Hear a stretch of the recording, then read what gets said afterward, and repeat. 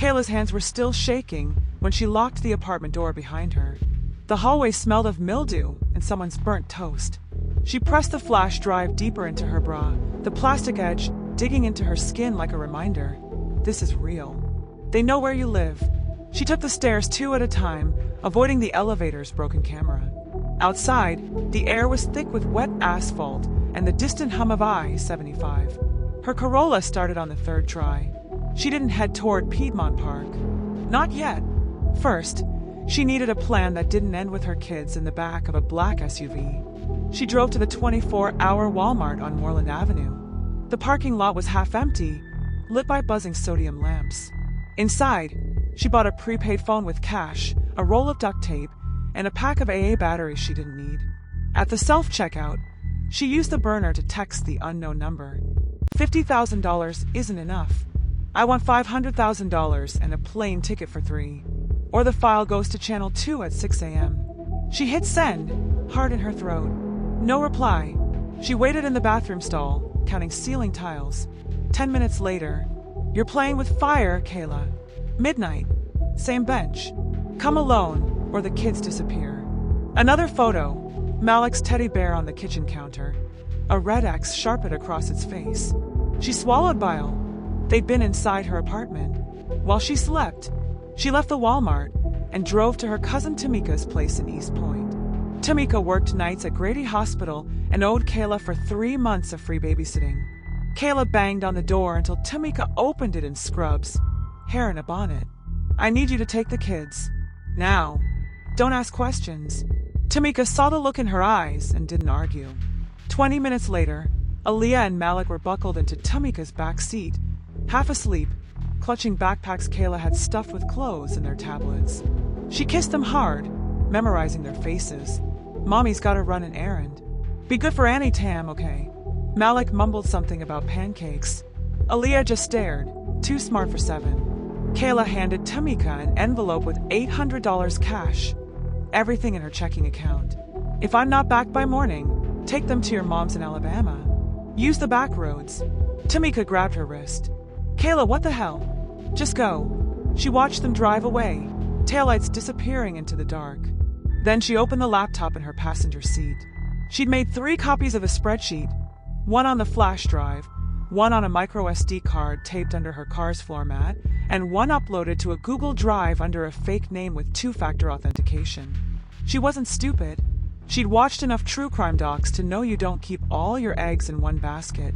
She checked into the Airport Motel 6 under the name T. Jenkins, paid cash for 2 nights, and kept the curtains drawn. The room smelled of bleach and old carpet, but the Wi-Fi worked. She stared at the Orion File again, highlighting her own building asset-seizure pipeline Q1 2026-1420 Cascade Avenue, and felt her stomach knot. At 2:14 p.m., her burner buzzed.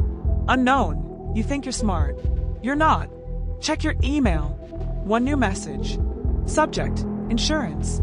Attachment, a 4K video. She clicked play. Aaliyah and Malik sat on a beige couch in an unfamiliar living room, eating McDonald's.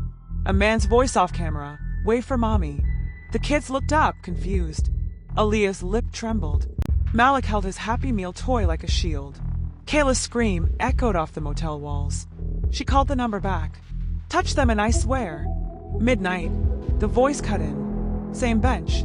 1 million. No police. No copies. Or the next video won't be so cute. Click." She paced until the carpet wore thin. Then she did the only thing left. She called Tamika. "Listen, I need you to do exactly what I say. No questions." She gave Tamika the Google Drive link, the password, and a single instruction. At 11:55 p.m., hit share and send it to every newsroom in Georgia. Then delete the history and disappear. Tamika whispered, "You're scaring me." "Good. Be scared. But do it." 11:30 p.m., Piedmont Park. Kayla arrived early, hoodie up, pepper spray in one hand, a cheap voice recorder in the other. She'd swapped the real flash drive for a decoy, same brand, filled with vacation photos from her phone. The real one was in a FedEx envelope addressed to the Atlanta Journal-Constitution, scheduled for 8 a.m. delivery. She sat on the bench. The lake reflected the city lights like broken glass. At 11:52, headlights again. This time, a silver Maybach. Marcus Ellison stepped out himself. Tall, silver-haired, wearing a navy peacoat that cost more than Kayla's car. No bodyguards, just him in a leather satchel. "Miss Brooks," he said, voice like velvet over steel. "You've been busy." She stood. "Where are my kids?" "Safe. For now." He opened the satchel. Stacks of cash, vacuum sealed. 1 million. As requested. She didn't move. "I want to see them. Video call. Now." Ellison smiled, pulled out his phone and dialed. Aaliyah's face filled the screen, tears streaking her cheeks. "Mommy, I'm here, baby. I'm coming." Ellison ended the call. The drive. Kayla tossed the decoy. He caught it one-handed, plugged it into a tablet. Photos of Maya's birthday party scrolled past. His smile vanished. "Cute," he said, "but not clever." He snapped his fingers. 2 men emerged from the shadows. Same black suits, now with guns drawn. Kayla's heart stopped. "You said no police." "I said you no police." Ellison stepped closer. "You think I'd let a waitress destroy 30 years of work? You're a loose end." He raised a hand to signal. Then the park exploded with light. Floodlights. Sirens. "Atlanta PD, drop it." Officers poured from the tree line, rifles up. A helicopter thumped overhead, spotlight pinning Ellison in a white circle. Kayla dug behind the bench as bullets sparked off the pavement. She crawled through mud, ears ringing, until strong hands yanked her up. "FBI, you're safe." She looked up. Special Agent Ramirez, the one she'd emailed from the motel at 4 a.m. with a single line. "I have proof. Save my kids." 3 days later, Mary at a safe house. Kayla sat watching the news on mute. Breaking. Vantage Capital CEO Marcus Ellison arrested on 47 counts of bribery, wire fraud, and racketeering. Leaked Orion File exposes decade-long corruption scheme. Tamika had hit send at 11:55 p.m. exactly. By midnight, every major outlet had the spreadsheet. By 1 a.m., the FBI had raided Ellison's estate and found Aaliyah and Malik unharmed in a guest wing, guarded by a nanny who'd been paid to keep quiet. Ellison's empire crumbled in 48 hours. Vantage stock plummeted 68%. Tenants in seized buildings were granted rent forgiveness. Kayla's complex was removed from the condemnation list.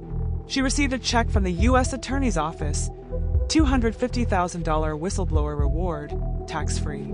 She used the first $10,000 to buy Aaliyah and Malik new beds. Real beds.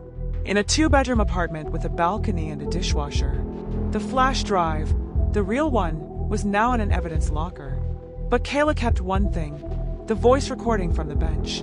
Ellison's own words. "You're a loose end." She played it sometimes, late at night, when doubt crept in. Proof that she hadn't imagined it.